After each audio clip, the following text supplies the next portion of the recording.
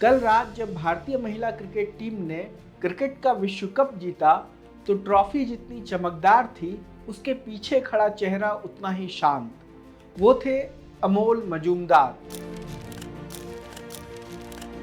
वही खिलाड़ी जिन्हें कभी भारतीय क्रिकेट टीम की जर्सी नसीब नहीं हुई, पर आज वो उसी देश के लिए एक वर्ल्ड कप विनिंग कोच बन चुके हैं।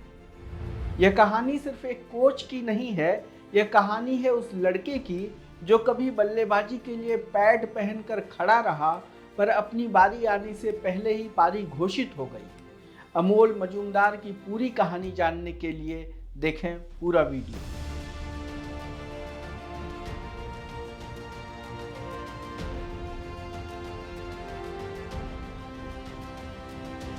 वह वसंत की एक उजली सुबह थी। मुंबई के मैदान में 1988 का हैरिस शील्ड टूर्नामेंट चल रहा था। स्कूल क्रिकेट का वो स्तर जहां से कई महान खिलाड़ी निकले। शारदाश्रम विद्या मंदिर बनाम सेंट जेवियर्स का सेमीफाइनल। क्रीज पर दो किशोर थे, एक जो आगे चलकर क्रिकेट का भगवान कहलाया, सचिन तेंदुलकर, और दूसरा विनोद कांबली, जिसने कुछ सालों तक चमक बिखेरी और फिर गुमनामी में खो गया। दोनों तीसरे विकेट के लिए 664 रन की विश्व रिकॉर्ड साझेदारी कर रहे थे। गेंदबाज टूट चुके थे, मैदान थक चुका था, पर एक लड़का अब भी तैयार बैठा था, पैड पहने, हाथ में बल्ला लिए, बस इंतजार में कि कब एक विकेट गिरे और वो क्रीज पर उतरे। वो लड़का था अमोल मजूमदार।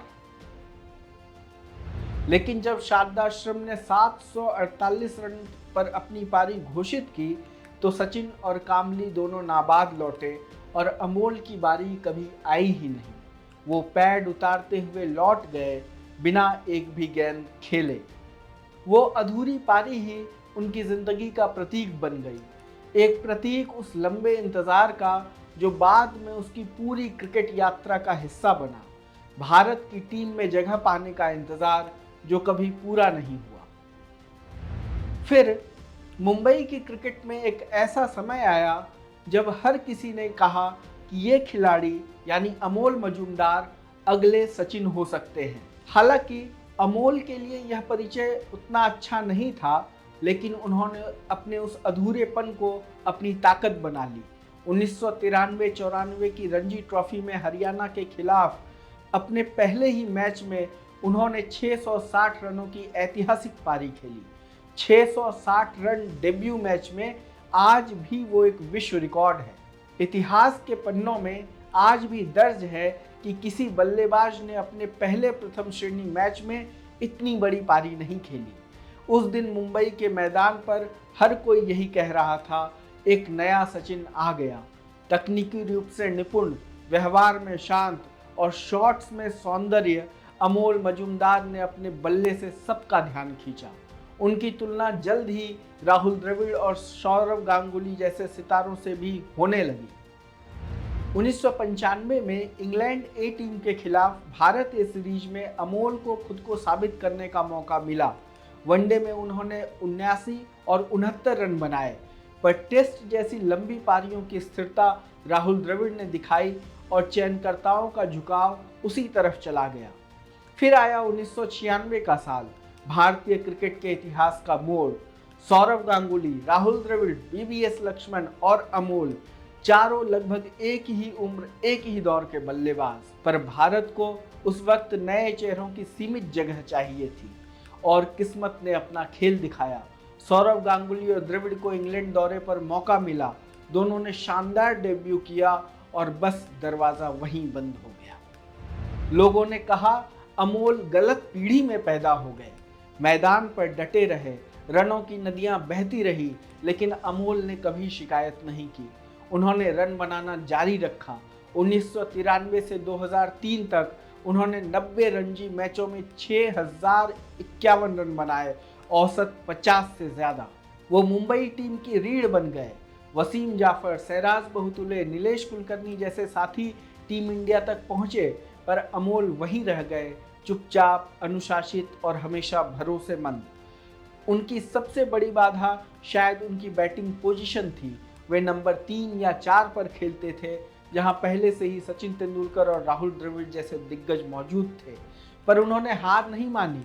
मुंबई से बाहर होकर असम और फिर आंध्र प्रदेश के लिए खेले, कप्तान बने, प्रमोशन दिलाया और 2012-13 में 80 की औसत से करीब 1000 रन बनाकर दिखाया कि उनके अंदर का खिलाड़ी अब भी जिंदा है।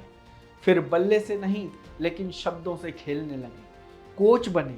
इसके बाद अमोल ने वो रास्ता चुना जहां अनुभव अगली पीढ़ी को दिशा देता है। उन्होंने कोचिंग शुरू की, युवाओं को सिखाया कि क्लास और अनुशासन कभी आउटडेटेड नहीं होते। उन्होंने मुंबई, राजस्थान रॉयल्स और फिर राष्ट्रीय महिला टीम के साथ काम किया। उनकी कोचिंग में भारतीय महिला टीम ने वो आत्मविश्वास पाया जो पहले कभी नहीं दिखाया गया था। रणनीति में स्पष्टता और मैदान पर शांत दृढ़ता। और आखिरकार 2025 में वही टीम विश्व कप जीत कर लौटी। हर जीत के बाद खिलाड़ी जिस कोच की तरफ भागती थी वही थे अमोल मजूमदार। अमोल की कहानी अब अधूरी नहीं रही, बस उसका फ्रेम बदल गया। पहले वो खुद खेलते थे, अब दूसरों के लिए खेल जितवाते हैं। पहले उनके पास मौका नहीं आया, अब वो दूसरों को मौके दिला रहे हैं। वो साबित कर चुके हैं कि कभी कभी क्रिकेट का असली जादू मैदान पर नहीं बल्कि मैदान के बाहर बैठा हुआ आदमी रचता है। अमोल मजूमदार का नाम अब उस दुर्लभ सूची में शामिल हो गया है जहां अधूरे सपनों से पूर्ण विराम बनता है। उन्होंने कभी टीम इंडिया के लिए नहीं खेला, लेकिन आज टीम इंडिया उनकी सोच, उनके विजन और उनके अनुशासन से खेल रही है। और यही इस कहानी की सबसे सुंदर पारी है, वो पारी जो कभी खेली नहीं गई थी पर आज भारत को जीत दिला रही है। अमोल मजूमदार पर हमारी यह रिपोर्ट आपको कैसी लगी हमें कमेंट बॉक्स में बताएं। देश दुनिया की तमाम खबरों से जुड़े रहने के लिए देखते रहिए लोकमत हिंदी। धन्यवाद।